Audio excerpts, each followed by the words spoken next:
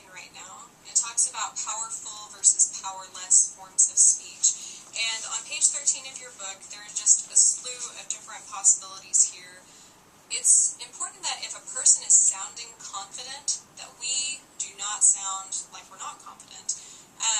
So if the person those kinds of things, it's very crucial that if that person is not using those types of hesitations or those types of things, that you are not conveying them that way. This becomes really critical in situations where a person is giving a speech or even in a speech class or those types of things.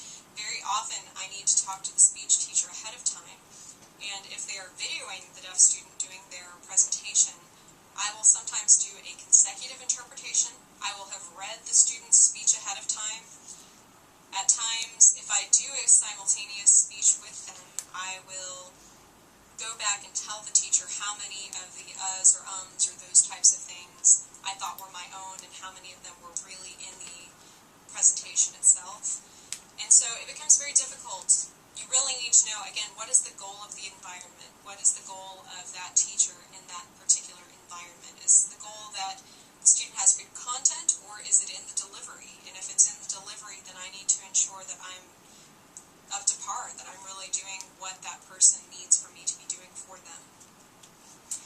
Also, it's important not to use qualifiers if you don't feel that person is using them. So, I'm sort of tired.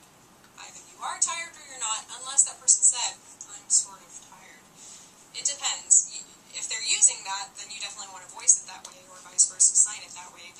But you need to ensure that that's really what the person is saying. So, look through that. In your book it talks about hedges, hesitations, intensifiers, polite forms, tag questions, and uptalk, and disclaimers. Again, I'm not going to go into too much detail because the materials that came with your book are very clear about these things. But if you have any questions, then make sure to post about it or to ask me. Next, we're going to talk about responsible language. Responsible language is when you're talking about who is saying something.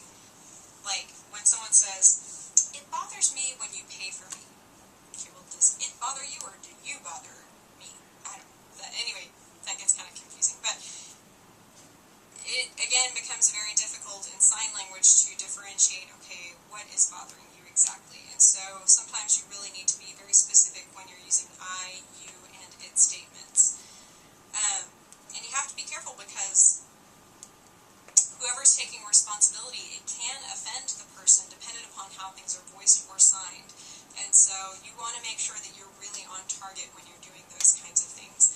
One of the first fears that I have when people start to get into an argument is, did I cause this? Was it my fault? And I probably tend to take too much of that on myself. I probably err on the side of thinking it was a problem in the interpretation, but you know what? Sometimes people just yell at each other, and there's not much you can do about it. I had a deaf friend, oh my gosh, I always tell you guys stories. I have a deaf friend who, before I was even a certified interpreter, she was so frustrated. I had no idea what was going on. She came into the cafeteria and she said, come with me. And so I followed her, idiot that I am. And we went into the dean's office. The dean wasn't there. And she went to her professor's office. And she just railed on him in sign language. Again, I'm like an ASL 1 student, okay? So she's just railing on him in sign language, and I'm doing the best I can to keep up with her, and I can't believe that you did this to me, and how dare you? And I don't even know what the situation is she's talking about. She's just yelling at him, and then she storms off. Well, guess what? I'm still voicing, and I'm left in the room with this guy. I have no idea who he is or why she's upset with him. I just know that she's yelling at him. And so I'm still yelling at him, and I won't take that, and I'm going to talk to your boss, and blah, blah, blah, blah, blah, blah, blah. Have a nice day. Thanks. You know, because I'm just such a softie that I can't stand yelling at people. And so it was really funny. What had happened, my deaf friend, she was in his class for the second semester. She had taken his class the prior semester, failed it, but decided to take him again because she knew how he tested and such. And he was just sick of having a deaf person in his class. Straight up, he admitted to that. And so the first day when she walked in with her interpreters, he told the interpreters, you're going to the back of the room. I'm tired of this distraction. I don't want any of this sign language crap in the front of the room. You guys go back there. And so, I can't blame her for being upset, really. And so the interpreter told her that's what the guy said. And my deaf friend was like, no, I'm telling my interpreter she needs to be at the front of the room so I can see the equations that you're putting on the board.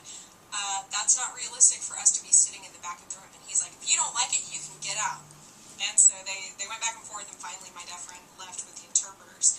And it was funny because even some of the hearing students from the class had already gone to the dean's office and told them how irrational the teacher had been and just how rude he had been to the deaf student. And so that was a good thing. But, whew, crazy situation. But, I want to make sure that in that argument I am truly conveying what each person is saying and where is the blame being placed.